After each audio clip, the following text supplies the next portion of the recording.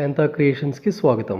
నేను చేసే వీడియోస్ ఎప్పటికప్పుడు మీరు చూడాలనుకుంటే సబ్స్క్రైబ్ చేసుకోండి, బెల్ ఐకాన్ మీద ప్రెస్ చేయండి, నచ్చితే కనుక లైక్ చేయండి, ఎవరికైనా షేర్ చేయండి. ఇక టాపిక్లోకి వెళ్ళిపోదాం. సో ఈ వీడియోలో మనం ఈ కామర్స్ పేపర్లో what is a client and server అనే టాపిక్ గురించి చూస్తున్నామండి.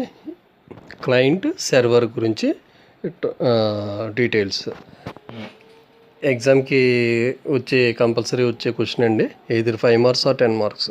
So what is a client? So నార్మల్గా తీసుకుంటే క్లయింట్ అనే పదం మనం జనరల్గా ఏదైనా ఒక బిజినెస్ చేసేవాళ్ళు మా క్లయింట్స్ అండి, వీళ్ళు మా కస్టమర్స్, మా క్లయింట్స్ అని అంటూ ఉంటారు. అలాగే ఒక లాయర్ తీసుకుంటే, అడ్వకేట్ తీసుకుంటే ఈయన మా క్లయింట్ అని చెప్పేసి అంటూ ఉంటారు. అలాగే ఒక కంప్యూటర్ పరిభాషలో తీసుకుంటే నెట్వర్కింగ్ కాన్సెప్ట్స్లో ఈ క్లయింట్ అనేది ఒక సిస్టమ్ కింద తీసుకుంటూ ఉంటాం. అది ఒక క్లయింట్ అంటే ఒక సిస్టమ్, ఒక డెస్క్టాప్, లేకపోతే ఒక ల్యాప్టాప్, ఒక స్మార్ట్ ఫోన్, ఏదో ఒక డివైస్ నెట్వర్క్లో ఉండేటువంటి కమ్యూనికేట్ చేసే సిస్టమ్ని క్లయింట్ అని తీసుకుంటాం. ఓకే, సో దాని డీటెయిల్స్ తీసుకుంటే కనుక సింపుల్గా ఏం చెప్తా అంటే, ఈ client is a system which uses the services of the other system. Other system అంటే ఇక్కడ మెయిన్ వేరే సెపరేట్గా ఒక సిస్టమ్ ఉంటుందండి. ఆ యొక్క సెపరేట్ సిస్టమ్ నుంచి నువ్వు ఏవైతే సర్వీసెస్ తీసుకుంటూ నీ సిస్టమ్ని నడుపుకుంటున్నావో దాన్నే క్లయింట్ అంటాం. అంటే a system which uses the services of the other system. డెడికేటెడ్గా ఉండేటువంటి మెయిన్ సిస్టమ్, ఇంకా ఆ సిస్టమ్ని ఎవరు డిస్టర్బ్ చేయరండి. డెడికేటెడ్గా దాన్ని పని ఏంటంటే క్లయింట్స్కి ఏవైతే ఉన్నాయో వాటికి ఇన్ఫర్మేషన్ చేరవేస్తూ ఉండడం, ఇన్ఫర్మేషన్ వాటి నుంచి తీసుకుంటూ ఉండడమే ఆ మెయిన్ సిస్టమ్ యొక్క పని. ఆ మెయిన్ సిస్టమ్ యొక్క సర్వీసెస్ ఈ మిగతా సిస్టమ్స్ ఏవైతే ఉన్నాయో నెట్వర్క్లో వాడుకుంటూ ఉంటే కనుక ఆ మిగతా సిస్టమ్స్ని మనం క్లయింట్ అంటాం. అంటే ఆ మెయిన్ సిస్టమ్ మీద డిపెండ్ అయ్యే సిస్టమ్స్ అన్నీ కూడా క్లయింట్సే. ఓకేనండి, మీరు డయాగ్రామ్లో చూస్తే కనుక అక్కడ ఒక ల్యాప్టాప్, ఒక ట్యాబ్లెట్, అలాగే ఒక డెస్క్టాప్ ఉన్నాయి. ఆ మూడు కూడా నెట్వర్క్లో అంటే ఇంటర్నెట్లో కనెక్ట్ అయి ఉన్నాయి. సో డేటా అనేది ఈ 3 సిస్టమ్స్ నుంచి సర్వర్కి వెళ్తూ ఉంటాయి అన్నమాట. ఆ సర్వర్ నుంచి డేటా మళ్ళీ నెట్వర్క్ ద్వారా ఈ 3 సిస్టమ్స్కి చేరవేస్తూ ఉంటుంది. రైట్. అలాగే ఉదాహరణ తీసుకుంటే ఒక ఆఫీస్లో 4-5 సిస్టమ్స్లో ఉండే డేటా అంతా కూడా ప్రతిరోజు బ్యాకప్ తీసుకోవాలనుకునేటప్పుడు ఒక సిస్టంలో స్టోర్ చేస్తూ ఉంటారండి. అంటే దాన్నే సర్వర్ సిస్టమ్ అంటారు. మీరు రోజు చేసే పనులు అన్నీ కూడా ఒక సిస్టంలో ఉంటాయి. అది మాత్రం క్లయింట్ సిస్టమ్స్ అంటారు, అంటే యూజర్ సిస్టమ్స్. ఇదే విధంగా మీరు వాడేటువంటి జీమెయిల్ ఏదైతే ఉందో ఆ జీమెయిల్ అనేది కూడా ఒక జీమెయిల్ మెయిలింగ్ క్లయింట్ సాఫ్ట్వేర్ ద్వారానే రన్ అవుతుందండి. SMTP ప్రోటోకాల్ ద్వారా మెయిలింగ్ సర్వర్కి పంపిస్తూ ఉంటుంది, అక్కడి నుంచి డేటా తీసుకుంటూ ఉంటుంది. ఓకే అండి, నెక్స్ట్ సర్వర్ గురించి చూద్దాం.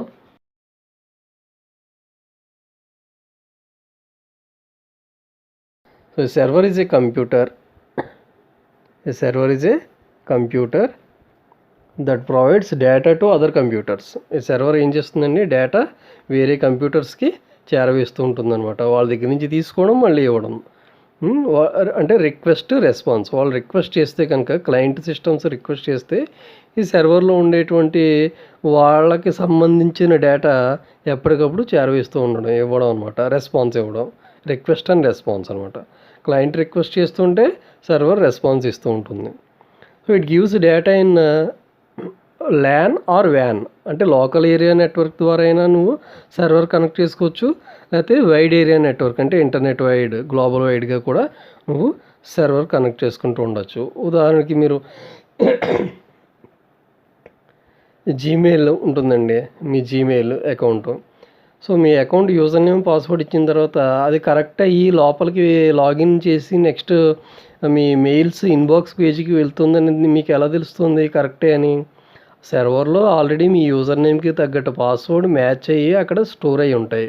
స్టోర్ అయ్యి మీరు ఎప్పుడైతే రిక్వెస్ట్ పెట్టారో అక్కడ రెస్పాన్స్ ఏమని వస్తుంది, okay user name password are correct అని చెప్పేసి మీకు రెస్పాన్స్ మళ్ళీ మెయిల్ పేజీకి తీసుకువెళ్ళడం జరుగుతూ ఉంటుంది. అలాగా గ్లోబల్గా జరుగుతూ ఉంటుంది వైడ్ ఏరియా నెట్వర్క్. ఫేస్బుక్ కానీ, ట్విట్టర్ కానీ, మీ టిక్టాక్ కానీ, లేకపోతే లింక్డ్ఇన్ కానీ, ఏదైనా సరే లోకల్ ఏరియా నెట్వర్కే కాకుండా వైడ్ ఏరియా నెట్వర్క్ కూడా సర్వర్ మనం అలాగా యూజ్ చేస్తూ ఉంటాం.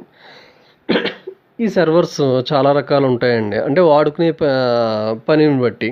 We have many servers, of course they also separate computers. ఆ సర్వర్స్ని సెపరేట్ కంప్యూటర్స్ కిందే మనం తీసుకుంటున్నాం. అది వేరే పరికరం అని కాదండి, అది ఒక సిస్టమే సర్వర్ అనేది. క్లయింట్ ఎలా అయితే ఒక సిస్టమ్ కింద తీసుకుంటున్నారో సర్వర్ అనేది కూడా సిస్టమ్. కానీ స్పెసిఫిక్ పర్పస్కి మాత్రమే ఆ సిస్టమ్ డెడికేటెడ్గా పక్కన పెట్టి ఉంచుతూ ఉంటాం. అవి వెబ్ సర్వర్స్ అయితే కనుక Apache IAS internet information service, Apache అని ఐఏఎస్ అని అవి వెబ్ సర్వర్ కింద వాడుకోవచ్చు. లేకపోతే మెయిలింగ్ సర్వర్స్, మెయిల్ సర్వర్స్ కింద వాడుకోవచ్చు. ఎస్ఎంటిపి ప్రోటోకాల్ యూజ్ చేస్తూ. ఎఫ్టిపి యూజ్ చేస్తుంటే కనుక ఫైల్ సర్వర్ కింద వాడుకోవచ్చు. అలాగే అప్లికేషన్ సర్వర్స్ అని ఉంటాయి, అలాగే డేటాబేస్ సర్వర్స్ అని కూడా ఉంటాయండి. Right, different servers. ఇంకా మనం చూస్తే, so normally computer made as a dedicated server cannot be used for regular works like chatting, gaming or entertainment. మీరు ఒక సర్వర్లో డేటా పెట్టారంటే కనుక ఆ సిస్టము మిగతా ఏ పనికి వాడకూడదండి. డెడికేటెడ్గా ఆ సిస్టము అంటే ఆ సర్వరు డేటా ట్రాన్స్మిట్ చేసుకోవడానికి మాత్రమే వాడుతూ ఉంటారు. వెబ్ సర్వర్ అయితే వెబ్ సర్వీసెస్ కోసం, ఈమెయిలింగ్ అయితే మెయిలింగ్ కోసం, డేటాబేస్ అయితే డేటాబేస్ కోసం, అప్లికేషన్ అంటే అప్లికేషన్ ఓరియంటెడ్ డేటా కోసం. అంతే తప్ప ఆ సర్వర్ని ఒక చాటింగ్ కోసం, లేకపోతే ఒక గేమ్స్ ఆడుకోవడం కోసం, ఎంటర్టైన్మెంట్ వీడియోస్ అవి ఇవి చేసుకోవడం కోసం, మ్యూజిక్ వినడం కోసం ఆ సర్వర్స్ని యూజ్ చేయరు. నెక్స్ట్ అలాగే ఉదాహరణకి బ్యాంకింగ్ సర్వర్ తీసుకున్నారనుకోండి, only banking related software will be installed ఆ సిస్టంలో. ఆ సర్వర్లో బ్యాంకింగ్ సంబంధించిన సాఫ్ట్వేర్ మాత్రమే ఇన్స్టాల్ చేసి ఉంటుంది. అందులో ఏ గేమ్స్ ఇన్స్టాల్ చేసి ఉండవు, లేకపోతే ఇంకో టీమ్ వ్యూవర్ ఇన్స్టాల్ చేసి ఉండదు. అలా వేరే ఇతరత్ర సాఫ్ట్వేర్స్ అందులో పెట్టరనమాట. And dependent client system bank data will be stored inside it. ఆ సర్వర్లో మరి ఏముంటాయి, బ్యాంక్లో ఎవరైతే cashiers, managers, field officers, sub managers, accountants వాడే ఇన్ఫర్మేషన్ ఏదైతే ఉంటుందో, డైలీ వాళ్ళ యొక్క బ్యాంక్ ట్రాన్సాక్షన్స్ ఏవైతే ఉంటాయో ఆ డేటా అంతా కూడా సర్వర్లో స్టోర్ చేసుకుంటూ ఉంటారు. కావాల్సినప్పుడు తీసుకుంటూ ఉంటారు బ్యాకప్స్ ద్వారా. రైట్. నెక్స్ట్ అలాగే to maintain a server system, అటువంటి ఇంపార్టెంట్ సర్వర్ సిస్టమ్ మెయింటైన్ చేయడానికి పెద్ద హార్డ్వేర్ కాన్ఫిగరేషన్ అవసరం ఉంటుంది. అంటే టీబీస్లో ఉంటుంది డేటా అంతా కూడా. ప్రతిరోజు మీరు డేటా పెడుతున్నారంటే చాలా అమౌంట్ ఆఫ్ డేటా ఉంటుంది, స్టోర్ చేసుకుంటూ ఉండాలి. ఆ హార్డ్ డిస్క్ కెపాసిటీ ఎక్కువ ఉండాలి. అంటే మామూలుగా మనం వాడేది జీబీస్లో ఉంటుంది, బట్ అది టెరాబైట్స్ డేటా మనకి కాన్ఫిగరేషన్ టెరాబైట్స్లో ఉండాలన్నమాట. హార్డ్ డిస్క్ అంతా కూడా హై కెపాసిటీ హార్డ్ డిస్క్ అందులో పెడుతూ ఉండాలి. అలాగే సెక్యూర్డ్గా సాఫ్ట్వేర్స్ ఇన్స్టాల్ చేస్తూ ఉండాలి. ఎటువంటి వైరస్కి అటాక్ అవ్వకుండా యాంటీవైరస్ ఎప్పటికప్పుడు అప్డేట్ చేసుకుంటూ ఆ సిస్టమ్ 24/7 రన్ అవుతూ యూపీఎస్ ద్వారానో ఇన్వర్టర్స్ ద్వారానో రన్ అవుతూ మనం చూసుకుంటూ ఉండాలి. రైట్. మీకు కొన్ని ఇమేజెస్ ఉన్నాయి, మీరు చూస్తే ఈజీగా అర్థమవుతుంది. ఇది చూస్తే కనుక Dell R370 rack mounted servers. అంటే సర్వర్స్ రెండు రకాలుగా ఎక్కువ యూజ్ చేస్తూ ఉంటారండి. అంటే ర్యాక్ మౌంటెడ్ సర్వర్స్ అని, టవర్ సర్వర్స్ అని. టవర్ సర్వర్స్ అని. ర్యాక్ మౌంటెడ్ ఏంటంటే డిఫరెంట్ ర్యాక్స్లో సర్వర్స్ అన్నీ పెడుతూ ఉంటారు. Hard disk 1 TB more than 1 TB hard disk ఉంటాయి ఒక్కొక్క ర్యాక్ మౌంటెడ్ సర్వర్ ఒక్కొక్క పీస్లో. మీరు గమనించవచ్చు. అలాగే ఇది చూసారా, డెల్ టవర్ బేస్డ్ సర్వర్స్ అనమాట. మీ CPU బాక్స్లో ఎలా ఉంటాయో అలాగే ఉంటాయి.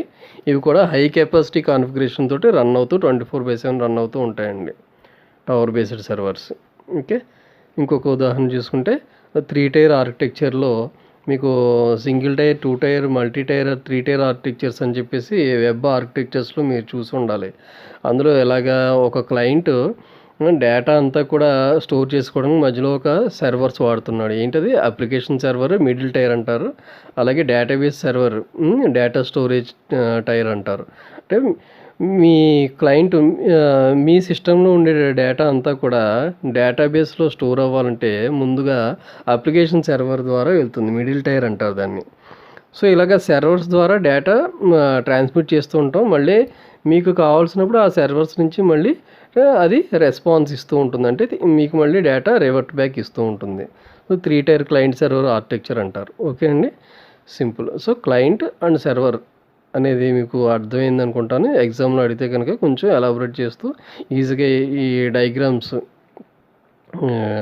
ఇక్కడ ఇందాక చూసినట్టుగా ఇది సర్వర్ అండి. క్లయింట్కి సర్వీసెస్ ఇచ్చేది సర్వర్. ఇలా డయాగ్రామ్స్ మీరు వేస్తూ మీకు మార్క్స్ గెయిన్ చేయొచ్చండి. ఓకే అండి, థ్యాంక్ యూ.